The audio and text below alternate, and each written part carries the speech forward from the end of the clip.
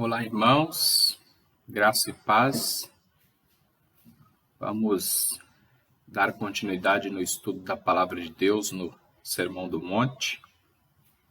Hoje nós vamos estudar Mateus, capítulo 5, a partir do versículo 27 até o 30. Mateus 5, 27 a 30 nos diz o seguinte: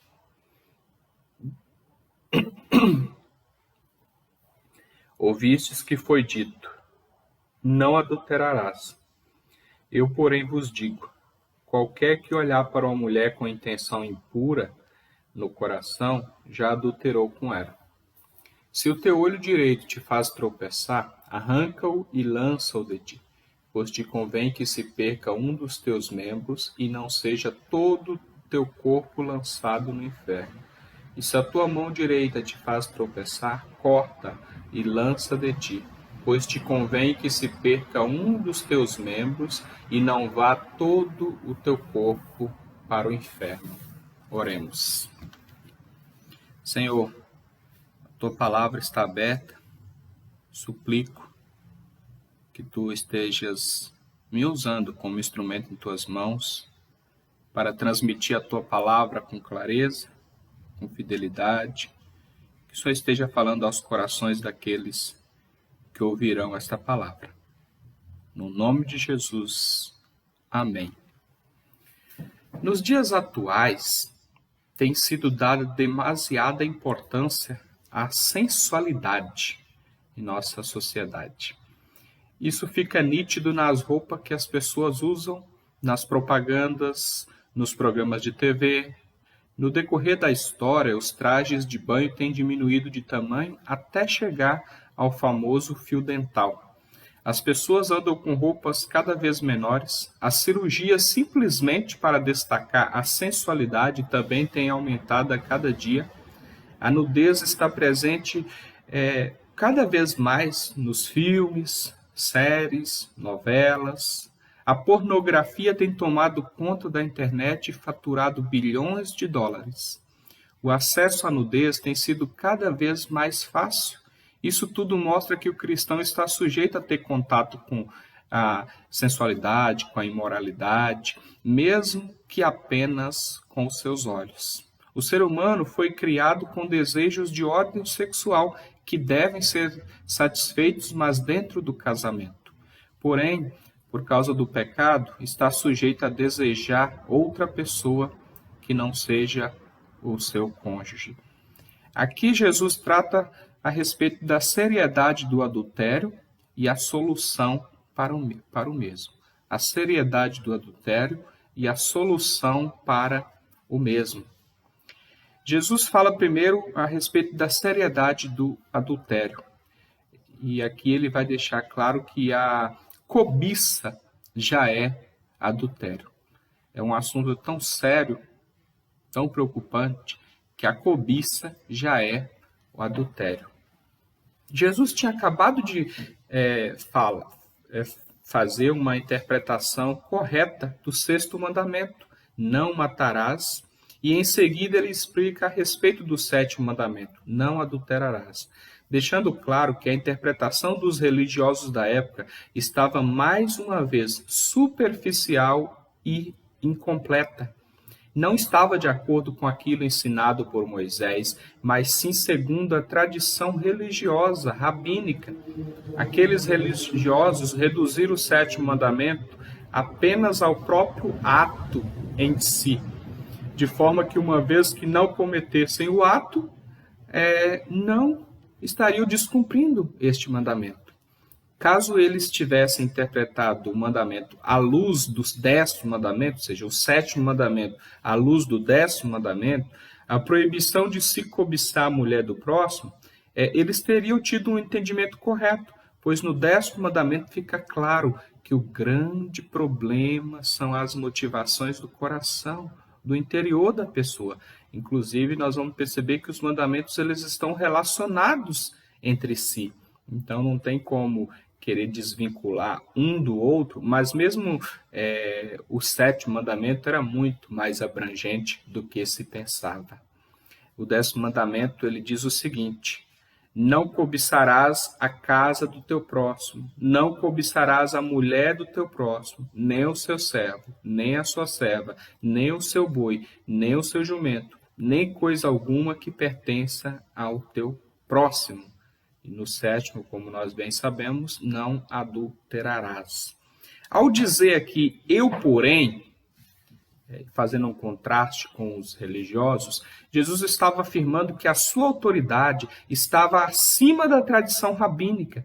Jesus explicou que os maus desejos do coração já constituem o adultério, da mesma forma que tinha dito que o ódio do coração também já é homicídio. Jesus continuava mostrando a seriedade do pecado, deixando claro que, em última instância, todos os pecados têm a raiz na cobiça do coração. Isso seria tratado também por Tiago, posteriormente em sua carta. Ele vai dizer o seguinte: cada um é tentado pela sua própria cobiça, quando esta o atrai e seduz. Então, a cobiça, depois de haver concebido, dá à luz o pecado, e o pecado, uma vez consumado, gera a morte. O mero olhar a qualquer mulher que não seja o cônjuge já é um adultério. Não era suficiente ter uma conduta exterior caso houvesse desejos lascivos no coração. De acordo com John MacArthur e outros estudiosos da Bíblia, parece claro que as expressões traduzidas aqui por qualquer e uma mulher são termos abrangentes que se aplicam também aos solteiros, ou seja, Jesus aqui está falando não apenas do adultério, como também da fornicação. O importante não estava apenas no deixar de cometer. Jesus não está preocupado apenas com isso, mas ele está também falando sobre o não desejar. Percebamos quanto a questão é séria, é abrangente. Jesus não estava proibindo o olhar em si. Não havia nenhum problema de uma pessoa olhar para outra, um homem para uma mulher, ou vice-versa. O que Jesus está condenando aqui é o olhar fixo, repetido e demorado. Um olhar com o propósito de satisfazer um desejo cobiçoso. Isso fica claro no caso clássico, do adultério de Davi com Batseba. A princípio, ele a viu andando no terraço do seu palácio, ele a viu nua, poderia depois ter desviado o seu olhar, mas preferiu cobiçá-la e finalmente adulterou fisicamente com ela, como nós vemos lá no 2º livro de Samuel, capítulo 11. Aquela não foi uma situação acidental, mas sim um ato planejado. John MacArthur, novamente, ele cita um ditado popular que ilustra bem o que Jesus disse aqui: semeie um pensamento e colha um ato. Semeie um ato e colha um hábito. Semeie um hábito e colha um caráter. Semeie um caráter e colha um destino. Muito interessante esse ditado popular que ilustra bem o que Jesus disse aqui. Mas após falar a respeito da seriedade do adultério, Jesus vai explicar também a solução para o mesmo. Ele não vai apenas tratar da problemática, mas ele também vai mostrar que havia uma solução para aquilo. Qual era o caminho correto para tratar com aquela questão? Então, nos versículos 29 e 30, Jesus diz o seguinte: se o teu olho direito te faz tropeçar, arranca-o e lança-o de ti, pois te convém que se perca um dos teus membros e não seja todo o teu corpo lançado no inferno. E se a tua mão direita te faz tropeçar, corta e lança de ti, pois convém que se perca um dos teus membros e não vá todo o teu corpo para o inferno. Então Jesus mostra aqui a solução: cortar o mal pela raiz. Jesus usa a figura de um olho sendo arrancado e de uma mão sendo cortada para falar sobre a solução para o adultério. Mão e olho aqui simbolizam e representam as tentações para fazer o mal, as seduções enganosas, meios pelo qual a tentação chega até a pessoa. Naquela época, os membros direitos eram considerados como mais importantes do que os esquerdos. Mas Jesus aqui não estava orientando os seus ouvintes que cometiam esse pecado para que arrancassem literalmente os seus membros, ou seja, arrancassem o olho fora, cortassem a mão. Na verdade, Jesus, a mão direita, né, no caso, Jesus não estava orientando a fazerem algo literal. Embora, infelizmente, no começo do cristianismo, houve alguns cristãos que levaram tratar esse assunto de forma literal. Houve cristãos que se mutilaram, cortaram membros do seu corpo porque acharam que assim teriam uma vida mais santa e reta diante do Senhor, mas não é o que Jesus queria aqui, ele não pretendia isso. Jesus não estava ensinando a mutilação, ele estava ensinando a mortificação. A mortificação era o caminho adequado no processo da santificação. Ele estava explicando que se as coisas mais importantes que a pessoa possuía estavam servindo de armadilha, levando a pessoa ao pecado, essa pessoa deveria se livrar disso. Inclusive, é importante nós nos atentarmos aqui, quando ele fala te faz tropeçar, ele usa uma figura aqui que era usada para falar de armadilha mesmo, né? Como um animal que ficava em um local ali, e a pessoa passava e era atacado, ou então como uma isca, né? Para pegar o peixe. Então ele usa essa figura para falar de armadilha. Se isso está servindo de armadilha, está te levando a cair. Então, abandone isso, jogue fora. Então, Jesus estava afirmando, inclusive, que muitas coisas que em si são boas, importantes para cada um, mas se essas coisas boas, mesmo sendo boas, importantes, estavam atrapalhando a vida espiritual, levando a pessoa a cair, a tropeçar, a viver na contínua prática do pecado, inclusive aqui tratando principalmente do pecado sexual, essa coisa deveria ser abandonada. O importante não estava apenas no não cometer, como também no não desejar. O pecado é tão terrível que traz consequências terríveis e por isso não pode ser tratado de maneira superficial.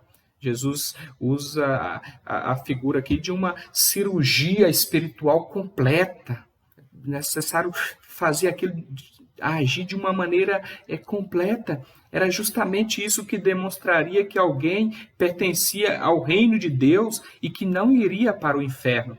Há passagens bíblicas que ajudam na compreensão da mortificação da carne ou da mortificação do pecado. Fazei, pois, morrer a vossa natureza terrena, prostituição, impureza, paixão lasciva, Colossenses 3, 5, a parte A, e também, mas revesti-vos do Senhor Jesus Cristo, e nada disponhais para a carne no tocante às suas concupiscências. Romanos 13, 15.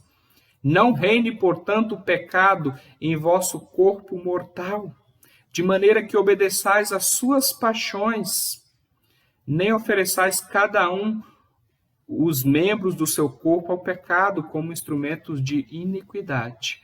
Mas oferecei-vos a Deus como ressurretos dentre os mortos, e os vossos membros a Deus como instrumentos de justiça. Diante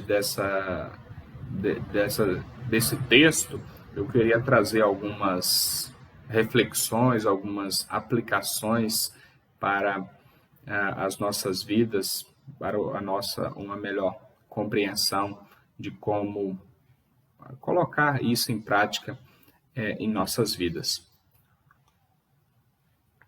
Irmãos, não podemos acreditar que estamos imunes a determinados pecados. Todos nós estamos sujeitos a adulterar, principalmente ao adultério com os olhos, a cobiça, a quebra do 7º, também do 10º mandamento. Nós, homens, geralmente nos deixamos levar por aquilo que vemos, portanto, corremos este risco. Não basta dizer, tenho sido tentado, mas não tenho caído. Precisamos, na verdade, vencer a tentação, para que a mesma não se torne uma cobiça. Todos estamos sujeitos a cair neste pecado. As mulheres muitas vezes não imaginam que o seu pequeno decote, ou a roupa mais curta, pode estar levando muitos homens ao pecado da cobiça. Não que seja isso apenas, né? Mas está contribuindo para que homens estejam pecando, que na verdade já é o adultério cometido no coração. Não há necessidade disso para uma mulher cristã, pois se vestir com modéstia é algo muito melhor e que agrada a Deus. Além disso, as mulheres também estão sujeitas a cair na cobiça. Não apenas os homens, como as mulheres também estão sujeitas a isso. O fato é que todos nós estamos sujeitos a sermos tentados e precisamos reconhecer e entender a seriedade deste pecado. Deus não estabeleceu regras para o sexo porque deseja nos controlar, mas sim porque deseja nos abençoar. Isso é importante que nós entendamos. O seu propósito é que o pecado seja desfrutado dentro do casamento. Esse é o propósito original de Deus, debaixo da sua bênção. Deus mesmo criou o homem e a mulher, Deus mesmo criou o casamento. Inclusive, nós pegarmos a questão do sexo, tem um livro inteiro na Bíblia que trata desse assunto. O livro de Cantares, ou Cântico dos Cânticos, descreve em detalhes a vida conjugal de uma maneira bela, de uma maneira pura, de uma maneira que agrada a Deus. Então, basta lermos esse livro para percebermos que Deus não trata essa questão de uma forma como se fosse algo ruim. Não, é algo bom, desde que desfrutado no momento certo, com a pessoa certa. Então, Deus mostra, quando Ele mostra que o propósito dele, Ele não está querendo fazer um controle necessariamente, mas sim abençoar, para que os seus servos desfrutem dessa questão de uma maneira correta, de uma maneira abençoadora, não de uma maneira que venha a ser escravo disso e pecar. É, na verdade, um privilégio dos casados e também uma obrigação dos cônjuges, como disse o apóstolo Paulo. Maridos, conceda à esposa o que lhe é devido, e semelhantemente a esposa ao seu marido. Disse ainda, não vos priveis um ao outro, salvo talvez por mútuo consentimento por algum tempo, para vos dedicardes à oração e novamente vos ajuntardes, para que Satanás não vos tente por causa da incontinência. Irmãos, o pecado é algo muito sério. Não somente o pecado da cobiça, do adultério, fornicação, como também qualquer outro pecado. Mas no caso do pecado sexual, trata-se de uma grande batalha. O fato é que muitos crentes, muitos cristãos têm lutado com esse pecado e muitos têm caído nessa armadilha, têm caído nesse pecado, têm sofrido com esse pecado, têm sido escravizados por ele.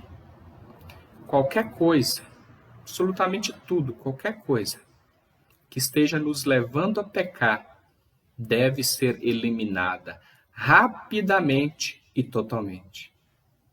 Deve ser feita uma verdadeira cirurgia espiritual naquilo que esteja nos tentando, nos levando ao pecado, inclusive ao pecado, a pecados sexuais. Por exemplo, uma pessoa casada que sente atraída por alguém que não é o seu cônjuge, deve ficar o mais distante possível de tal pessoa. Não deve ficar se aproximando, tendo momentos a sós com essa pessoa. Então, é preciso cortar o mal pela raiz, tomar muito cuidado. Se precisarmos nos desfazer de algo muito importante que está nos levando ao pecado, devemos fazê-lo. Caso certos lugares, atividades, programas de TV ou sites são causas de tentação para nós, é necessário nos afastarmos disso. A TV, a internet, as amizades são coisas muito boas, mas talvez sejam armadilhas para nós cairmos em pecado, inclusive em pecados sexuais. Mulheres, cuidado com o tamanho da roupa que irão usar, pois pode estar contribuindo para o adultério de homens. Se você que ouve essa mensagem está escravizado pela cobiça e ainda não deu atenção para as coisas espirituais, esse é o momento de se entregar a Cristo, arrependido, e assim receber a salvação, a restauração completa que vem por intermédio de Cristo Jesus. E nós que cremos no Senhor, em Jesus como Senhor de nossas vidas, precisamos eliminar tudo que sirva de armadilha, que porventura estejam nos levando à cobiça. Eu gosto muito de uma cena específica no filme Uma Prova de Fogo, em que aquele marido o esposo estava tentado, né, sofrendo com a questão da pornografia, e chegou o momento que ele tomou uma decisão trágica. Ele pegou o computador e jogou no lixo. E pode parecer um exagero, mas é justamente isso que Jesus está falando aqui. Se precisar jogar algo fora ou colocar em um outro ambiente, né? Não deixar lá no seu quarto de repente, ou qualquer outra coisa, né? É preciso atitudes radicais para que esteja cortando o mal pela raiz. Cobiçar com os olhos já é pecado, porém esse pecado pode levar a cometer ao ato físico, que é pior ainda. Não podemos brincar com esse assunto. Lembremos que Jesus Cristo também passou por todos os tipos de tentações, inclusive a possibilidade da cobiça, mas ele venceu e nos ajuda a vencê-la também. Nós temos a graça do Senhor Jesus ao nosso dispor. Não achemos que podemos vencê-la sozinha, que é possível vencer essa batalha sozinhos. Não podemos sozinhos, mas temos a graça do Senhor Jesus ao nosso dispor. Nós temos o Espírito Santo habitando em nossos corações e por isso é possível mortificar a nossa carne, mortificar o nosso pecado, fazer com que a nossa natureza terrena esteja morrendo a cada dia e assim sendo fortalecidos com o fruto do Espírito, fortalecido pelo Espírito Santo, praticando o fruto do Espírito. Em resumo, estar o mais longe possível da possibilidade da cobiça e o mais próximo possível do nosso cônjuge. Essa é uma questão importantíssima. Nós estarmos abrindo mão de tudo que quer nos levar à cobiça, nos afastar de Deus, nos levar a um pecado sexual, devemos abrir mão disso, nos afastarmos disso e ao mesmo tempo estarmos próximos de Deus, uma vida de intimidade com Deus, de oração, de leitura da Tua Palavra, mas também estarmos próximos do nosso cônjuge, tendo momentos agradáveis com a esposa, com o esposo, estar bem próximo, não se afastar, não ficar distante. O texto é muito importante que eu quero ler aqui para os irmãos, Gálatas, capítulo 5. Gálatas, capítulo 5, nos diz o seguinte, a partir do versículo 16. Digo, porém, andai no Espírito e jamais satisfareis a concupiscência da carne. Perceba a importância aqui, andar no Espírito. Porque a carne milita contra o Espírito e o Espírito contra a carne, porque são opostos entre si, para que não façais o que porventura seja do vosso querer. E se sois guiados pelo Espírito, não estáis sob a lei. Ele vai falar aqui, Paulo, sobre as obras da carne. São conhecidas e são prostituição, impureza, lascívia. Perceba que ele, embora ele vá continuar a lista aqui das obras da carne, as 3 primeiras aqui estão relacionadas a questões sexuais: prostituição, impureza e lascívia. Depois ele vai falar sobre outras, mas aqui no versículo 19 fica claro isso. E mais no versículo 24, ele vai dizer o seguinte: e os que são de Cristo Jesus crucificaram a carne com as suas paixões e concupiscência. Se vivemos no Espírito, andemos também no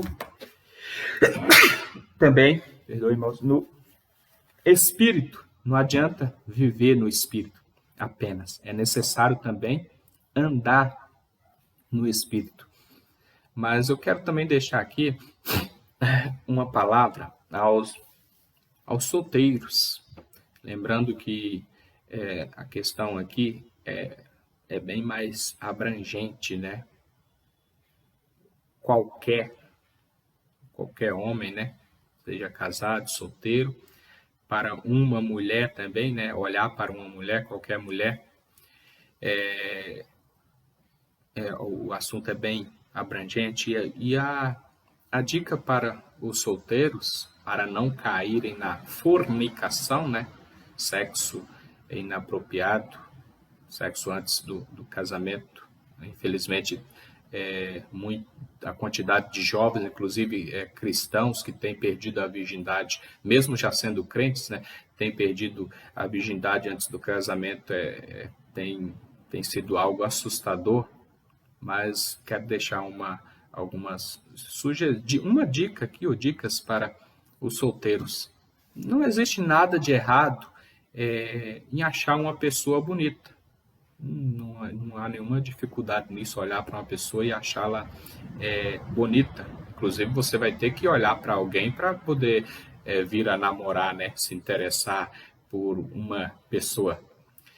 Isso não é o problema de olhar para uma moça, um rapaz, achar essa pessoa bonita, quem sabe vir a namorar com a pessoa. O problema é permitir que haja o desejo cobiçoso no coração. Esse que é o problema. Portanto, namorem com alguém que ame profundamente a Cristo. Pessoa com quem você deve namorar, você pode, lógico, você vai ter que achar essa pessoa bonita, mas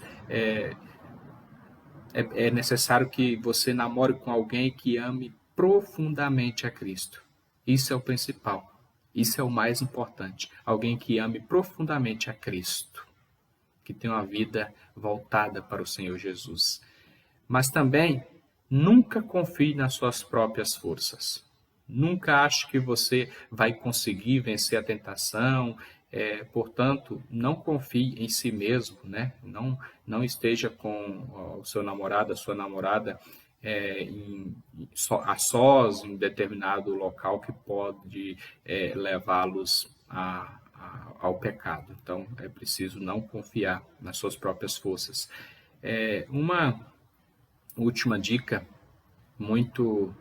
creio que seja muito importante, é o seguinte: a maior demonstração de amor que você pode dar ou receber da sua namorada ou namorado, da sua noiva ou noivo, é esperar para desfrutar do sexo dentro do casamento.